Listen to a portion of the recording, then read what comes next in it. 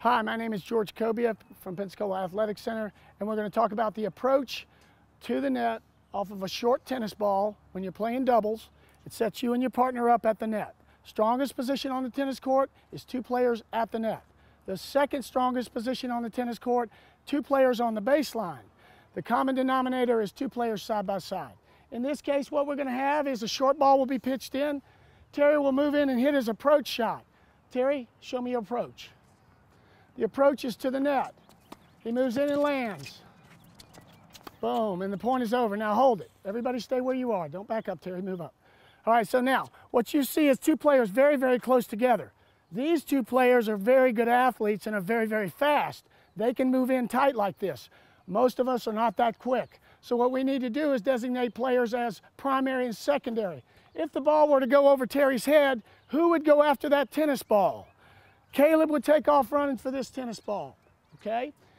Terry would then go cross, and the point would begin again. Show me a butt pitch. Let's go. Good. Move in behind it, land. There it was, right there. Okay, so let's start back in. Caleb, we're going to do that slowly. Without a tennis ball, move in.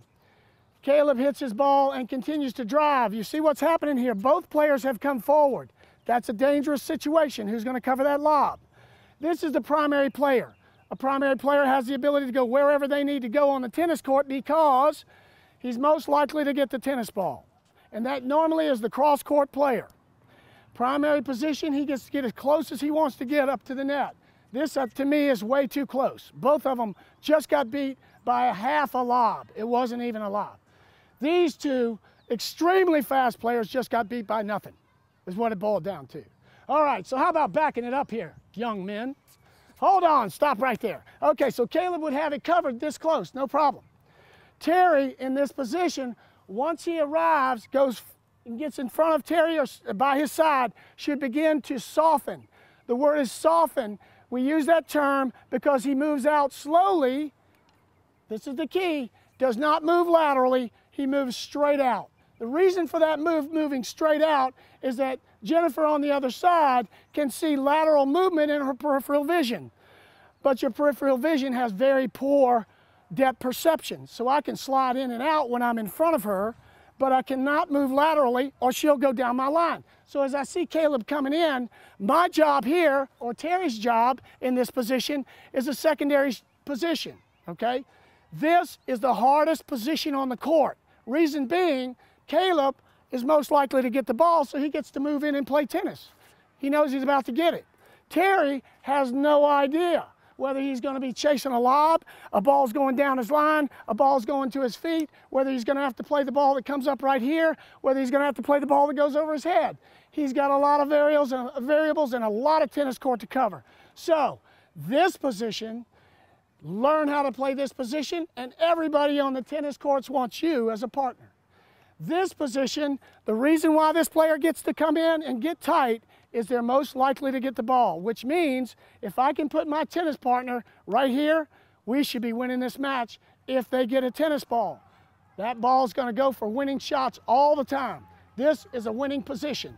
This is a backup position, but you still have to hold it. This is not a position that you can take lightly. You're not here to watch your partner. You're here to cover, okay? So, Caleb, back up and let's go through it one more time. Terry, when you close, watch me now. Excuse me, Terry. My partner goes to hit a tennis ball, right? If I want to look like I'm coming after her, then I'm going to step up and land. I am not going forward. I'm landing, okay? It looks to her like I'm moving in on her, but I can maintain my soft position so that I can chase, because that's probably what's going to happen. Give me a short ball if I squeeze real tight. Let's go. Land, Terry. You got a job to do. Good. Back in your ready position. Nice. Back in your ready position. Back in your ready position. Good deal. All right. Now, you hear me calling for ready positions constantly. How do you measure speed on a tennis court? Anybody know? You measure speed by how fast you recover.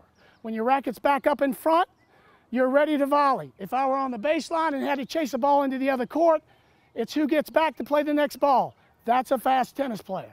So make sure that you're ready position when you close in behind. You give me a good split step. Caleb, back up and give me a split step. The split step is nothing more than that ready position we talked about earlier. He's ready to play tennis. The racket's up in front.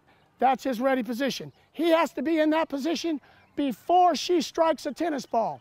If she strikes and he's still moving, it turns into a collision course. Caleb's in position. Terry is in the same position, a ready position, looking for everything to come from Jennifer. He has no idea what he's going to see, but he's got to chase all of it down.